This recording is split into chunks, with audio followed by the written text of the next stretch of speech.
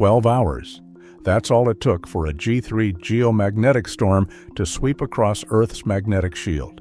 Then for two major earthquakes, one magnitude 6.9 in the Philippines, another near Bali, to strike just as cosmic energy surged. Geophysical black swan event unfolds as cosmic energy eruption ramps up isn't just a headline. Tonight, it's the story written in shockwaves and sunspots.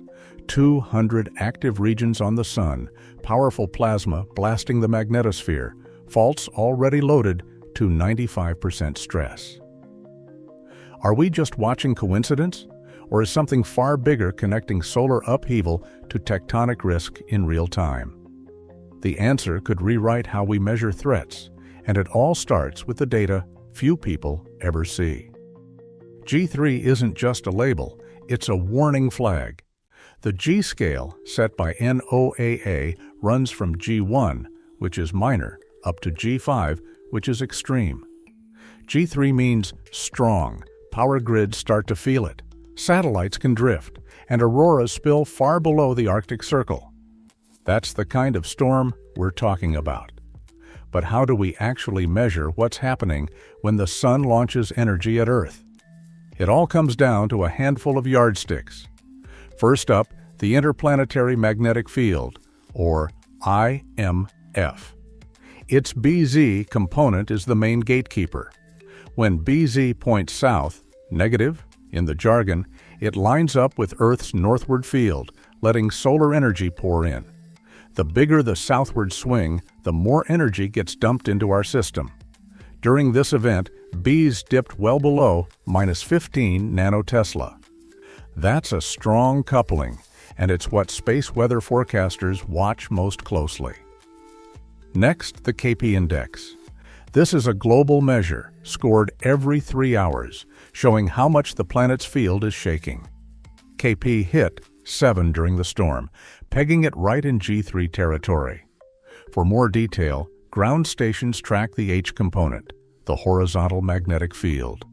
Some researchers use the hourly swing in H, sometimes called the HB60, how much the field jumps, peak to trough, over any 60-minute window. During strong storms, that number can leap by 150 to 400 nanotesla at mid-latitudes. It's not an official metric, but it gives a sense of the storm's punch. And then there's the sun itself. The GOES satellites watch for X-ray flares, ranking them C, M, or X. M-class flares are strong, X-class are the monsters. This week, the sun's been firing off M-level bursts, with several active regions rotating into view. All these numbers aren't just for scientists. They're the dashboard for everyone tracking what might happen next. As the storm peaked, these indices all flashed red, setting the scene for what followed. At solar maximum, the sun becomes a powerhouse of magnetic activity. Right now, sunspot counts are pushing close to 200, nearly double the long-term average. That's not just a number for solar physicists. High sunspot counts mean more flares, more coronal mass ejections, and a bigger reservoir of energy ready to spill toward Earth. Each sunspot group is a tangled bundle of magnetic fields, twisting and reconnecting as the sun rotates. When these fields snap, they hurl plasma and magnetic energy into space, sometimes straight at our planet. Down at ground level, faults in the Earth's crust are under constant strain. Most of the time, tectonic plates grind past each other quietly, loading stress into locked fault zones over years or decades. But not all faults are equally loaded. Geodetic models and seismic hazard maps show that many segments in Southeast Asia are already holding more than 90% of their estimated failure stress. That's like a stretched rubber band, one tug away from snapping. When a geomagnetic storm dumps energy into the system, it doesn't create stress from nothing. Instead, it could supply just enough of a nudge to faults that are already right on the edge. Laboratory studies back this up. Electromagnetic fields can induce tiny mechanical changes in rock, but these are minuscule compared to the slow, relentless buildup from tectonic movement. Still, for a fault already at 95% of its breaking point, even a small extra push, whether from stress transfer, fluid movement, or induced currents, might be enough to tip the balance.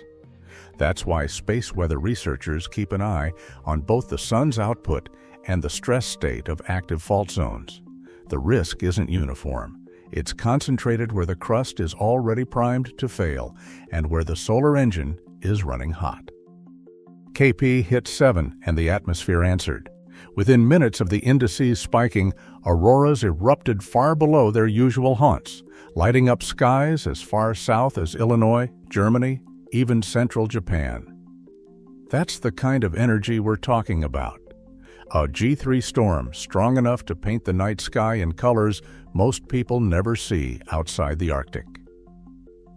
Magnetometer stations across the globe flagged wild swings in the horizontal field, with some mid-latitude observatories recording 200 to 350 nanotesla jumps in under an hour. Satellite dashboards tracked the incoming blast. Solar wind speed shot past 600 kilometers per second. Density doubled, and ground networks picked up the pressure jump almost in lockstep. For power grid operators, that's the moment alarms start to ring. Transformer saturation risk goes up, pipelines may see voltage spikes, and navigation systems begin to drift. But for skywatchers, it's a rare show. Social media filled with photos of green and purple arcs stretching overhead, sometimes even visible through city haze. This isn't just a light show, it's the visible sign of solar energy slamming into our magnetic shield, shaking the system from the top of the atmosphere down to the crust. All of it unfolding before the seismic events even register, setting the scene for what comes next. Seismic networks lit up almost in tandem with the space weather dashboards. At 0154 UTC, the Philippines was hit by a magnitude 6.9 earthquake, deep about 36 kilometers down, with a classic thrust fault signature. That's the kind of rupture you get when one slab of crust pushes up over another, releasing months or even years of pent-up tectonic strain in a matter of seconds. Just 10 minutes later, a second quake struck near Bali, Indonesia, this time a magnitude 6.0, shallower at about 12 kilometers and showing a strike-slip mechanism. That's more of a sideways motion where two blocks of crust grind past each other. Both events happened in subduction zones that are among the most seismically active on the planet, but the tight timing gets attention, especially with the geomagnetic storm still in full swing overhead. The solar driver behind all this wasn't a head-on flare, but a filament eruption off the sun's southwest limb. Filaments are dense ribbons of plasma held aloft by magnetic fields, and when they snap, they can launch coronal mass ejections, CME clouds of charged particles, into space. Even when the eruption isn't aimed directly at Earth, the shock wave can still brush past our magnetic field, stirring up geomagnetic storms if the conditions line up. During equinox, the geometry between the solar wind and Earth's field is just right for maximum energy transfer, thanks to what's called the Russell-McPherson effect. That's why storms like this are more likely, and why even a glancing blow from a limb CME can pack a punch. Seismic moment tensor data from both quakes show fault planes already loaded near their breaking point. In the hours before the main shocks, global magnetometer arrays caught rapid swings in the horizontal field, evidence that the crust was feeling the storm's effects. The question isn't whether the sun caused the quakes outright, but whether the timing and the energy transfer provided just enough of a nudge to trigger faults already on the verge. It's a classic black swan setup, rare events stacking up, each one amplifying the next. Most earthquake scientists will tell you tectonic forces are the main driver. Peer-reviewed studies consistently show that the vast majority of large quakes occur without any notable geomagnetic storm in sight. Even during solar maximum, strong storms often pass with no seismic uptick at all. Statistical reviews, hundreds of events, decades of data, find only weak or inconsistent links between space weather and seismicity. The consensus from the USGS and similar agencies is clear. While timing can look suspicious, electromagnetic triggers aren't needed to explain quake clusters. Patterns can and do happen by chance, especially in active regions like Southeast Asia. Operators are glued to the real-time dashboards.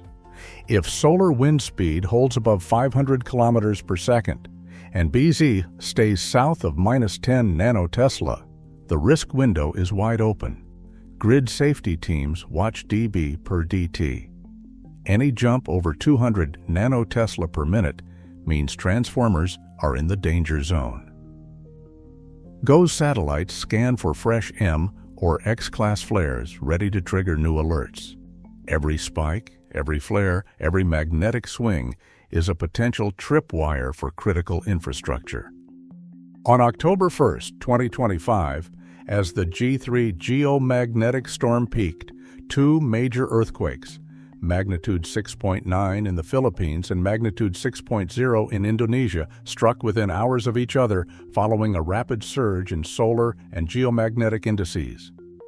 Archival data confirm that strong geomagnetic events have previously coincided with seismic activity, yet comprehensive reviews by seismologists show no consistent causal link. Most earthquakes happen without storms, and many storms pass without quakes. The scientific consensus reflected in USGS and NOAA documents is that tectonic stress remains the main driver of large earthquakes, while space weather can disrupt technology and infrastructure. The clustering of solar eruptions, equinox geomagnetic efficiency, and near-failure faults raise important questions, but no mechanism has been proven to connect these forces. Monitoring real-time solar wind, X-ray flare activity, and seismic alerts remains essential. As records show, black swan events arise when independent risks overlap, not from certainty, but from complexity. The search for answers continues as new data reshape what we know about Earth's most unpredictable moments.